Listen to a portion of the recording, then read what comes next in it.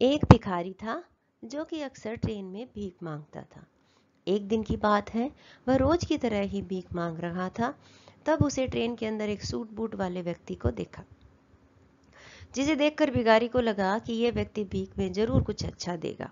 उसके बाद वह उस व्यक्ति के पास चला गया और भीख मांगने लगा।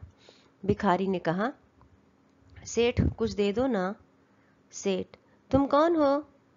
भिखारी, मैं एक भिखारी हूँ, मुझे कुछ दो ना। सेठ ने भिखारी से कहा, अगर मैं तुम्हें भीख दूंगा तो बदले में तुम मुझे क्या दोगे? भिखारी कुछ समझ नहीं आया उसे और सेठ से कहने लगा कि सेठ, मैं तो भिखारी हूँ, मैं भला आपको क्या दे सकता हूँ? सेठ ने कहा, भाई मैं तो व्यापारी हूँ, मैं तब तक किसी को कुछ नहीं देता तब तक उसके बदले में मुझे कुछ ना मिले।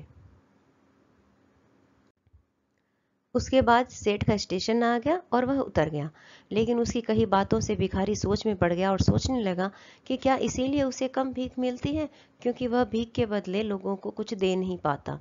लेकिन मैं तो भिखारी हूँ, मैं आखिर किसी को क्या दे सकता हूँ? भिखारी यही बात सोच सोच कर बहुत परेशान था। तभी उसने देखा कि उसके आसपास काफी सुंदर फूल लगे हुए हैं। उसे आइडिया आया कि क्यों न भीख के बदले लोगों को फूल दिए जाए।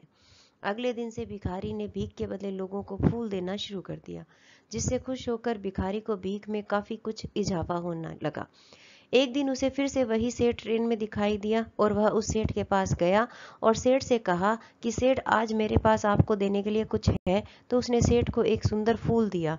सेठ वो बहुत पसंद आए, जिससे खुश होकर सेठ ने भिखारी को कुछ पैसे दिए और कहा कि अब तुम मेरी तरह व्यापारी बन गए हो। ऐसा कहकर सेठ अपने स्टेशन पर उतर गया। लेकिन सेठ की कही बातों को भिखारी समझ नहीं पा रहा था। एक बार फिर भिखारी के दिमाग में बहुत सारे सवाल दौड़ने लग गए थे। उसके बाद वह भिखारी स्टेशन पर कभी दिखाई नहीं दिया।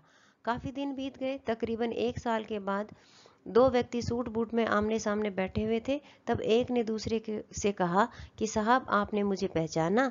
उस पर दूसरे ने कहा, नहीं भाई, मैंने तुम्हें नहीं पहचाना, लगता है हम पहली बार मिल रहे हैं। इस पर पहले वाले ने कहा, नहीं साहब, हम तीसरी बार मिल रहे हैं। तब दूसरे ने कहा, क्या आप मुझे याद दिलाओगे कि हम पहले 2 बार कब मिले हैं? इस पर पहले ने कहा, साहब मैं वही भिखारी हूँ जिसे आपने भीख के बदले कुछ देने के लिए कहा था। वो हमारी पहली मुलाकात थी। दूसरी बार आपने मुझसे कहा था कि मैं जो अब भीख के बदले फूल दे रहा हूँ, इससे मैं आपकी तरह व्यापारी बन गया हूँ। आपकी वही बात मेरे दिल में घर कर गई और मैंने खुद से सवाल किया कि आखिर कब तक मैं भिखारी बना रहूंगा। उसके बाद अब फूलों का मैं व्यापारी बन गया हूँ और आज मैं अपने व्यापार के सिलसिले से ही शहर जा रहा हूँ। यह बात शायद मुझे कभी समझ नहीं आती, लेकिन आपके द्वारा बोले गए शब्दों ने मुझे मुझसे मिला दिया। अब मैं जान गया हूँ कि मैं कौन हूँ, जिसका नतीजा यह निकला कि मैं फूलों का बहुत बड़ा व्यापारी बन गया हूँ। आपने मुझे पहली मुलाकात में प्रकृति का नियम समझाया कि हमें तभी कुछ मिलता है जब हम कुछ देते हैं। लेन देन का नियम जो आपने मुझे समझाया, यह सच में काम करता है। लेकिन उसके बाद भी मैं खुद को हमेशा भिखारी ही समझता रहता, अगर आपने मुझे दूसरी मुलाकात में मुझे यह एहसास नहीं करवाया होता कि मैं एक व्यापारी हूँ।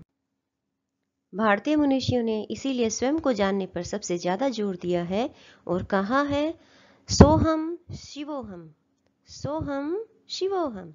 अब बस समझ की बात है। इस भिखारी ने जब तक खुद को भिखारी समझा, वो भिखारी ही बना रहा, और जब उसने खुद को व्यापारी मान लिया, वह व्यापारी बन गया। और इसे ही हम लॉ ऑफ अट्रैक्शन भी कहते हैं। कहानी पसंद आई हो तो चैनल को लाइक, सब्सक्राइब और शेयर करना ना भूलें। धन्यवाद।